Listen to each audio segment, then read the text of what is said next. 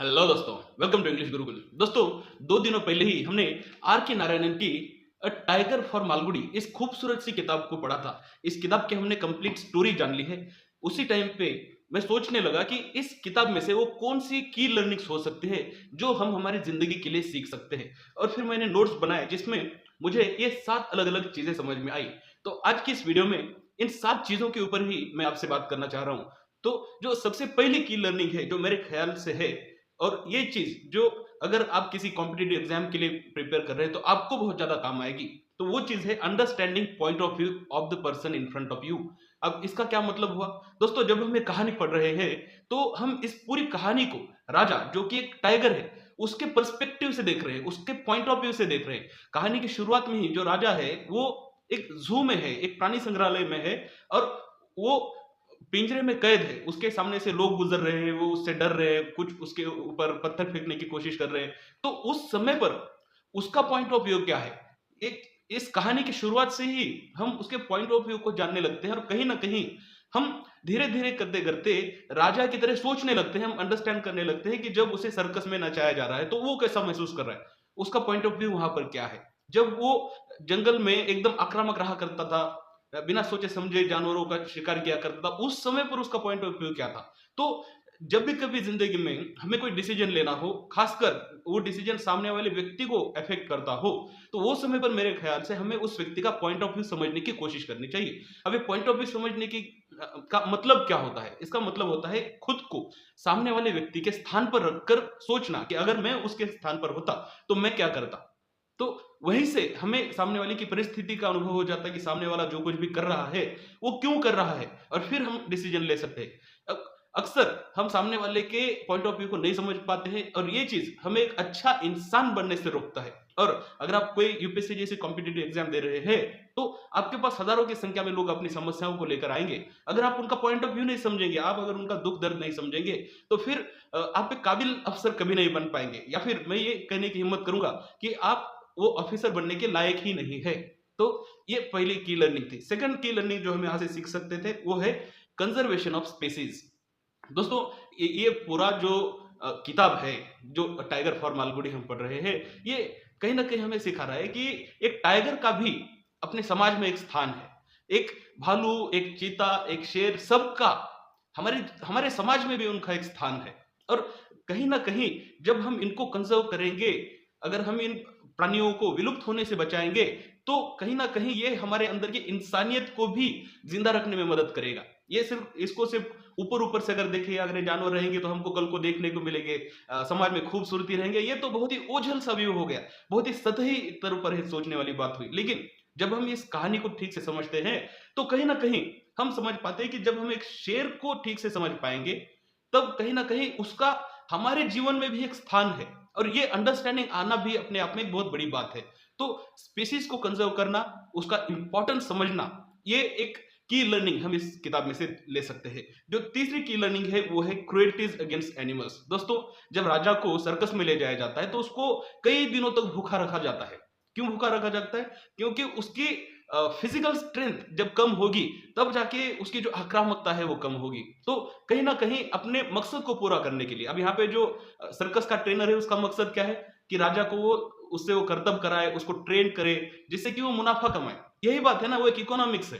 तो इस इकोनॉमिक्स के चलते जानवरों के ऊपर जो क्रुएल्टी की जाती है, अब जब हम पढ़ेंगे तो एक समय पर हमें बहुत बुरा महसूस होने लगेगा राजा के लिए। राजा जो कि जंगल में आज़ाद रहता था, वो अपनी मौज से रहता था, वो जंगल का राजा था और सर्कस में उसे लाकर उसका क्या हाल कर दिया है। कई दिनों तक उसे भूखा रखा गया और जब वो छोटे-छोटे करतब करता है, जैसे कि वो जैसे गोल-गोल घूमना या फिर किसी हर्डल पे से छलांग लगाना, तब जाके उसे खाना दिया जाता है। तो ये जो क्रुएल्टीज़ है, ये क्रुएल्टीज़ हमारे कहीं न कहीं हृदय तक स्पर्श कर पाती है और मेरे ख्याल से ये इस किताब की एक बहुत ही खूबसूरत चीज़ है कि हम उस कैरेक्टर का दर्द महसूस कर पा रहे हैं और कहीं न कहीं इसी में इसका सक्सेस भी आया हुआ है। जो 4th पॉइंट है वो है टेमिंग एनिमल्स। दोस्तों, इसमें हम देख रहे हैं कि जो सर्कस है, सर्कस में सिर्फ़ जानवरों को ही टेम नहीं किया जा रहा है। वहाँ पे इंसानों को भी तो टेम किया जा रहा है, जो सर्कस में काम कर रहे हैं, वो सब कहीं न कहीं जानवर तो दिखने के लिए बस एक जानवर है, उसको उस तरह से ट्रेन किया जा रहा है। लेकिन क्या सिर्फ़ जानवरों के साथ ही ऐसा किया जा रहा है? जो लोग उधर रिंग में अलग अलग करतब करते हैं, जैसे वो ऊपर से लटके हुए डोरियों के ऊपर वो अपनी जान को पूरी तरह से जोखिम में डालकर जो करतब करते हैं। अब ये सर्कस की बात छोड़िए, महाराष्ट्र में अक्सर मैं देखता हूँ जो छोटी छोटी 2-2 3-3 साल के लड़कियां होते हैं, लड़के होते हैं, वो उनको डोरी के ऊपर चलने के करतब उनके माँ बाप बचपन से ही सिखाए रहे हैं। तो ये जो प्रॉब्लम है, ये सिर्फ जानवरों तक सीमित नहीं है, इंसानों को भी कहीं ना कहीं इस तरह से क्रुएल्टीज का सामना करना पड़ता है। उनके जीवन के कारण उनको ऐसा करना पड़ता है। राजा जंगल में था, इकोनॉमिक्स के कारण वहां पे पहुंच गया। जो इंसान है वो गरीबी के कारण, और दोनों तरह से इकोनॉमिक्स के ही कारण ये सब कुछ हो रहा है। एक इंसान पेट भरने के लिए शेर को नचा रहा है, दूसरा इंसान पेट भरने के लिए अपने बच्चों को करतब कराने के लिए मजबूर कर रहा है। तो ये दोनों तरह से ही गलत है। तो इन चीजों के बारे में भी हम संवेदनशीलता से देख पाएंगे जब हम इस किताब को पढ़ेंगे, इसके ऊपर गहराई से सोच विचार करेंगे। जो पांचवा और मेरे ख्याल से बहुत ज्यादा इंपॉर्टेंट की लर्निंग होगी, वो है स्पिरिचुअलिटी क्या है। दोस्तों, आज की तारीख में जब हम देख रहे हैं कि हम यूट्यूब पे भी खोल के देखेंगे तो फलाने ढिमकाने बहुत सारे गुरु के तौर पर लोग उभर कर आ गए हैं। कोई गुरु महिलाओं के खिलाफ अलग अलग अपने निंदनीय विचार प्रस्तुत करता है, कोई देवी देवताओं के ऊपर। तो वास्तविकता में देखा जाए तो स्पिरिचुअलिटी का मतलब क्या है, तो जब हम मास्टर के कैरेक्टर को पढ़ते हैं तो हम वहां पर देख पाते हैं कि कुछ लोग गांव वाले आते हैं, मास्टर के पैर छूना चाहते हैं, तो मास्टर पूरी तरह से मना करता है। वो गुस्सा हो जाता है कि मेरे पैर तुम क्यों छू रहे हो। जब लोग उसे कहते हैं कि हम आपका दर्शन लेने आए हैं, तो मास्टर कहते हैं कि मेरा दर्शन क्यों लोगे तुम, मैं कोई भगवान थोड़ी ना हूं, मैं तुम्हारी तरह ही एक आम इंसान हूं। तो ये जो एक थॉट प्रोसेस है कि मैं कोई बहुत बड़ा गुरु नहीं हूं, मैं कोई देवता नहीं हूं, मैं भी तुम्हारे जैसा ही एक व्यक्ति हूं। ये जो तार है जो उस गुरु को एक सामान्य व्यक्ति से जोड़ता है, ये तार जब आज के मॉडर्न टाइम में मैं देखता हूं जो एक फेक गुरु है, ऐसे नहीं कि सभी लोग ऐसे, जो ये फेक गुरु है, इनमें ये चीज पूरी तरह से डिसजॉइंटेड है, या फिर ये तार है ही नहीं। वो खुद को भगवान की तरह प्रस्तुत कर रहे हैं, खुद को परमात्मा की तरह वो प्रस्तुत कर रहे हैं, सर्वज्ञता की तरह प्रस्तुत कर रहे हैं। कुछ लोग, उनको आप इकोनॉमिक्स से लेकर हर एक चीज का सवाल पूछ लो, उनके पास जवाब है। तो इस तरह की स्पिरिचुअलिटी का हमें दर्शन नहीं मिलता है, बल्कि मेरे हिसाब से जो स्पिरिचुअलिटी का दर्शन हमें यहाँ पे मिला है, वो एक ट्रू सेंस में स्पिरिचुअलिटी है, जब व्यक्ति अपने आप को ढूंढने की कोशिश कर रहा है। और इस पूरी कहानी में भी जब भी मास्टर को कोई कैरेक्टर पूछता है तुम कौन हो, तो मास्टर उसको यही बोलता है कि मैं वही ढूंढने की कोशिश कर रहा हूं कि मैं कौन हूं। तो जो स्पिरिचुअलिटी का अगर कोई मतलब समझना चाहता है कि स्पिरिचुअलिटी क्या है, अध्यात्म क्या है, तो अध्यात्म का एक सिंपल सा जवाब हमें इस किताब में मिला है। मेरे ख्याल से ये बहुत ही खूबसूरत जवाब है। वो जवाब है कि मैं कौन हूं, इसका शोध लगाना, इसको ढूंढ पाना, यही स्पिरिचुअलिटी है। इससे ज्यादा कुछ नहीं, इससे कम भी कुछ नहीं है। तो इस चीज को भी अगर आप समझ पाए तो आपकी जिंदगी भी बहुत खूबसूरत बन जाएगी, और आप ये जो डुप्लीकेट गुरु है आज के मॉडर्न टाइम्स के, उनसे आप ठगे जाने से बच पाएंगे।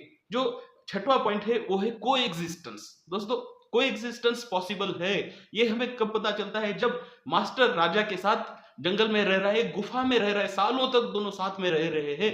एक इंसान और एक खूंखार टाइगर, ये दोनों आपस में को एग्जिस्ट कर सकते हैं, वो सहवास कर सकते हैं, साथ में रह सकते हैं। ये एक खूबसूरत सी की लर्निंग हमें इस किताब में से देखने को मिली है। तो कहीं ना कहीं ये जो हमारे ट्रेडिशनल थॉट्स है, इन थॉट्स के ऊपर की बात है। और कहीं ना कहीं ये जो एक एक्स फैक्टर भी कह सकते हैं इस किताब का, ये एक्स फैक्टर है कि जिसकी वजह से ये किताब बहुत ज्यादा लोगों को अपनी ओर आकर्षित करती है। और सातवां और सबसे इंपॉर्टेंट, अगर आप कुछ एक ही की लर्निंग अगर लेके जा सकते हैं तो वो ये है, ट्रांसफॉर्मेशन इज पॉसिबल। दोस्तों, अगर एक शेर एक ओरिजिनल गुरु के साथ, एक अच्छे मास्टर के साथ रहकर एक शेर में अगर ट्रांसफॉर्मेशन आ सकता है, बदलाव आ सकता है, तो बदलाव किसी में भी आ सकता है। इंसान तो फिर उसके सामने कुछ भी नहीं है। क्यों?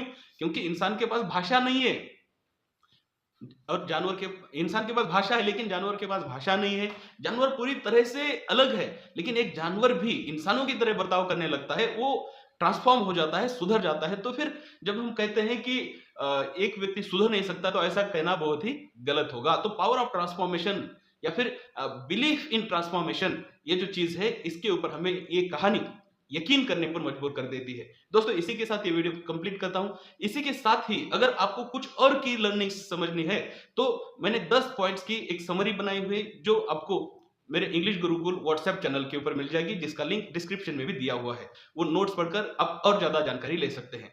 अगर आपके और कुछ सुझाव है तो आप ज़रूर मुझे कमेंट कर बताइए, मैं उनके ऊपर विचार करूँगा और आने वाले वीडियोज़ में उनके ऊपर काम करूँगा। तो चलिए मिलते हैं नेक्स्ट वीडियो में। Thank you very much for watching this video. Take care.